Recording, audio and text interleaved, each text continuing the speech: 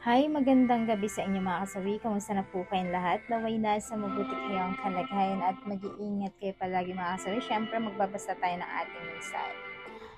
Dol, kapag ang babae nagloko, anong rason nun? Please, pa-advise ko. Please, kailangan ko ng tulong mo ngayon. Sana mapansin niyo ako kasi ang asawa ko ganun ginawa sa akin.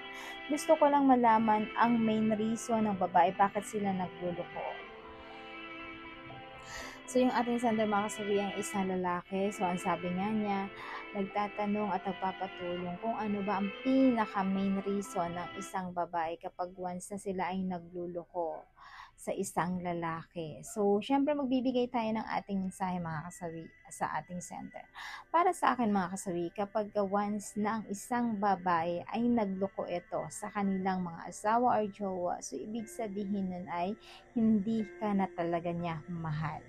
Unang-una mga kasawi is marunong itong makokontento sa inyong mga kasawi. At higit sa lahat, kahit pa na walang-wala ka, ay handa yang magtiis, handa yan na naandyan lang sa'yo palagi, nasusuportahan ka niya sa mga bagay na ginugusto mo at ginagawa mo, ay naandyan siya palagi na pinaparamdam niya na hindi ka nag-iisa kasi dahil may pagmamahal sa'yo ang isang babae or mahal na mahal ka neto.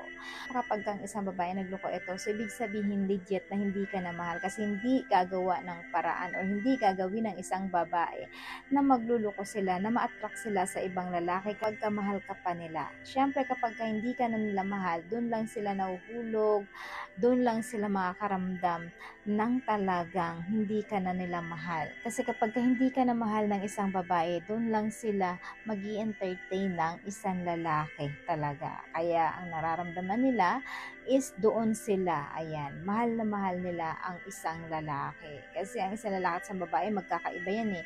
Kasi may lalaki kapag ka nagloko ito, mahal pa rin naman nila ang isang babae. Kumbaga natukso lang ito, kaya niya talagang sinusunggaban. So, ang babae, hindi yan gagawa ng paraan para lokohin ka kapag ka may katiting pang pagmamahal sa iyo yan. Kasi lahat gagawing effort, lahat susubaybayan ka, lahat i-check ka, lahat may pakialam yan kahit sino ang mga kasama mo sa bawat minutong lumilipas. Kasi mga kababaihan, yan ang pinagkakaiba ninyo sa mga kalalakihan. Hindi kagaya ng lalaki na talagang okay lang sa kanila na nagluloko sila. Sa babae kasi hindi.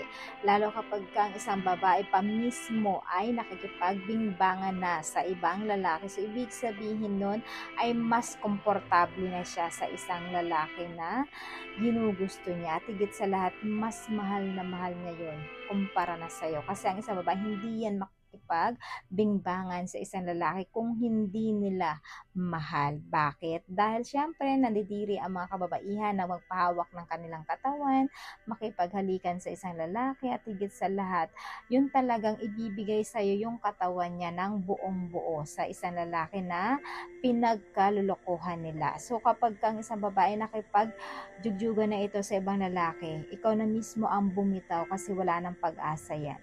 Nababalikan ka pa niya, nasabihin niya sa'yo na mahal ka niya, hindi na yan gagawin sa'yo ng isang babae.